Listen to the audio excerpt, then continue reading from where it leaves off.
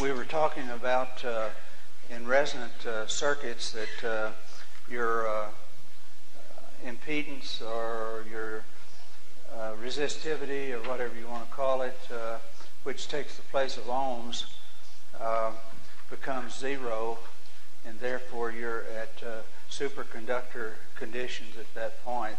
And their Tesla coils are disruptive, and they have other habits which are not enduring. And if you get up into the radio frequency, you've got a device which is not harmful to humans, and you can handle it with millions of volts going through it, and you won't have anything happen except maybe the hair on your hand stand up a little bit.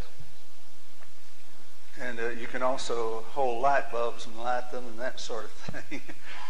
And the reason is that radio frequency, the electrons are running around on the outside and they do not penetrate to any depth.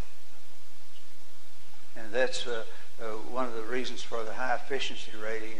In the lower frequencies, the electrons are running through the wire and they're bumping into things as they go, and they're not functioning very well. They're under unity. Once they get spinning outside the wire, then they're kind of free to do their own thing. And they don't have anything diminishing their effectiveness. Okay?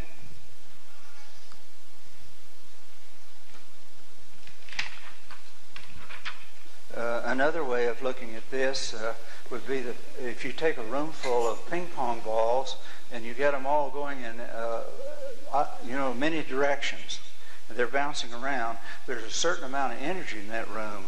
But if you line these ping pong balls up, and you can do it magnetically, and then all of a sudden you've got a tremendous amount of energy that was not present before. And this is what resonance is. It's what superconductivity is, and that sort of thing. So, and that's over unity. And the books won't agree with me on that, I can tell you. Okay?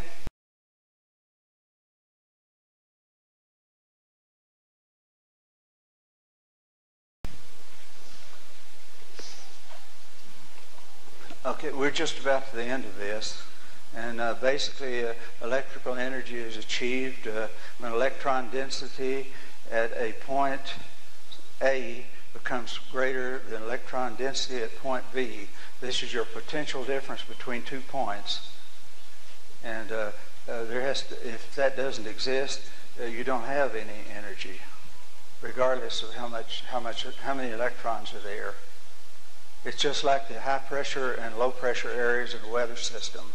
Things are going to move away from the high pressure area into the low pressure area. And the electron's density acts the same way. Okay? Okay, some of the benefits of this particular system are some of the points which might be made are the electrons which cycle through this system after being used are returned intact to their former state for future usage.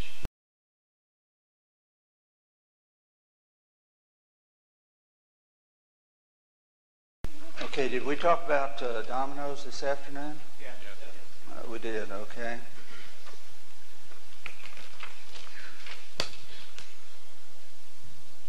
Okay.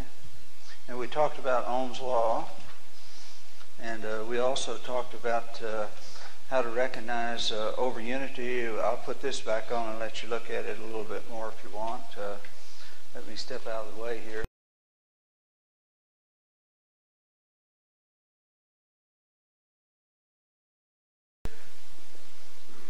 You can see where the envelope is set up and where the thing has passed outside the envelope there, and it continues even greater distance outside the envelope as it goes along, and it gets out to a certain point here and it collapses, and then it comes back and starts the whole thing over again.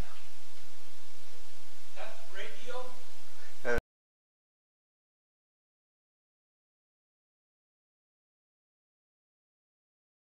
This is a particular resonant circuit that you find depending on how you work your shunt on the resonant circuit. If the first one, there were 3 of them, if you remember.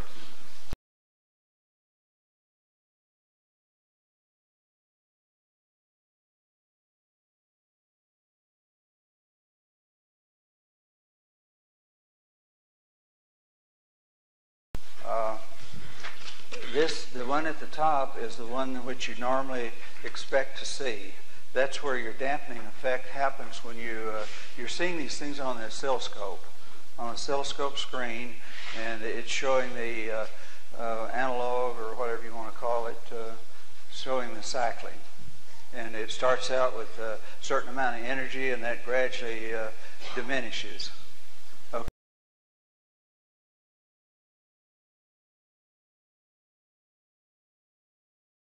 Okay, the second one there is another setting on that same resonant circuit, and with a slightly different adjustment, and it shows an envelope of energy very similar to FM carrier, and in FM you have the compression of these cycles, which takes the place of in the analog system, where you have various modulations on it.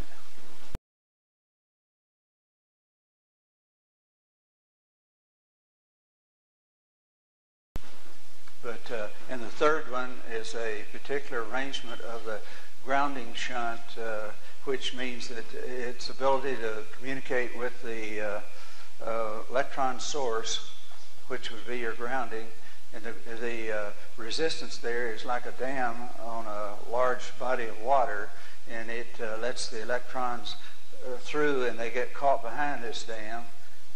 This whole device is like a pump. All it's doing is, like the dominoes we were talking about, is tripping the electrons here, and that electron's trip in the next one, and this whole bunch of electrons in all directions are being tripped, and each time one of those would be tripped, it gives off a magnetic impulse first, and then when it comes back on that infinity loop, it gives off an electrical impulse. And this just goes on perpetually. The electron is never diminished in any way. It's giving you light and a lot of other things, and that is also an over-unity device, if there ever was one. So if the physics books have a problem with that, so be it. In the schematic that you showed of the coil, or approximately of the device that you had on, yes, it showed a capacitor connected to ground. Yes.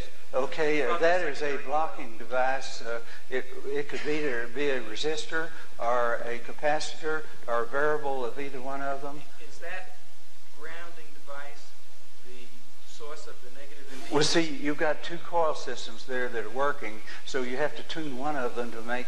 You have to have one of the coils with a tunable device on it, so the grounding, you can stick it in the grounding end of it, or you can put it somewhere else, but it's convenient to put it into the ground. Well, you mentioned that the source of electrons for the system would be coming from the Earth. Right. Is that the source of the effect that you get in your system? Yes. If the electrons are not coming out of the ground, they're coming from either an air grounding or an earth grounding. And say that we've got one turn, and on this deal, it makes one complete circle here, and it has to be grounded in order to pick up the maximum effect of the electrons. And in order to ground this thing, see, we've got 2 different coil sets there.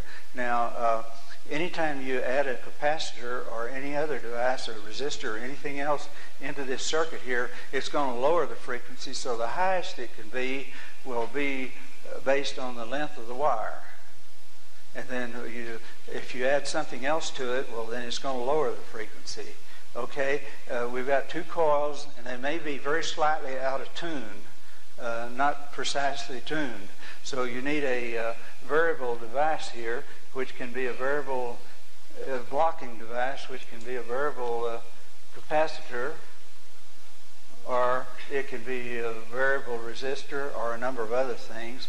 And you have to do this by experiment, and don't put any real heavy resistors in there. I mean, any high resistant deals. Put some that, say, like down below 500 ohms, maybe around 100 ohms or something like that.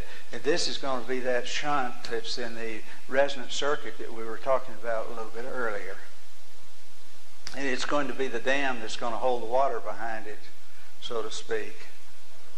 Okay, at that point, we've got 1,000 volts in a radio frequency setup, which is absolutely useless unless we do something else to it. So at this point, it's not an eraser, is it? It is? Okay. Well, it works.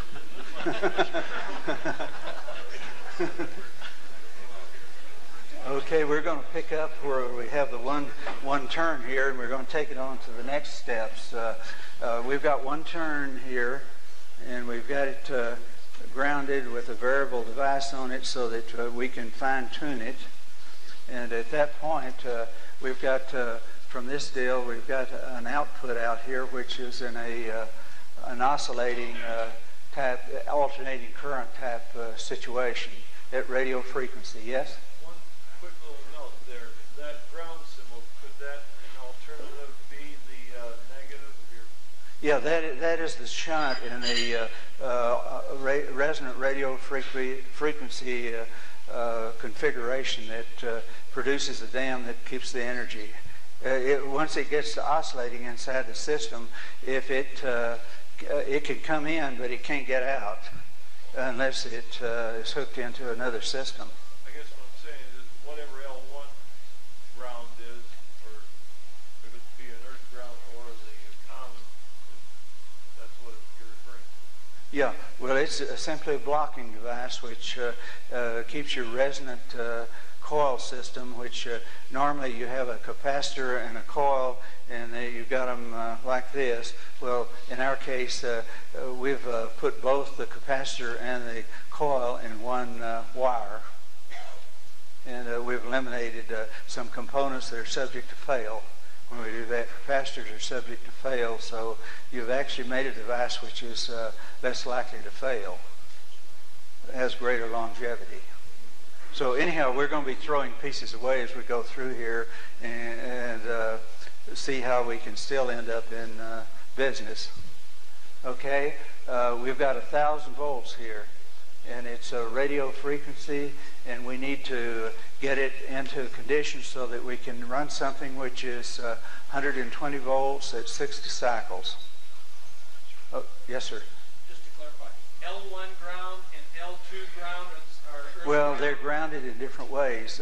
L1 grounding can be grounded back into the laser module itself, or it can be grounded into the earth or into the same common ground that L2 is actually grounded to.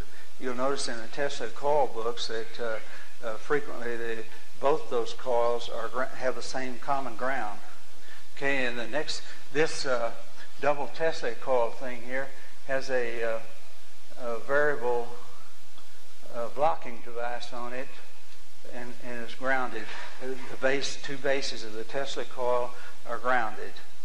The top of each Tesla coil will be these ends right here.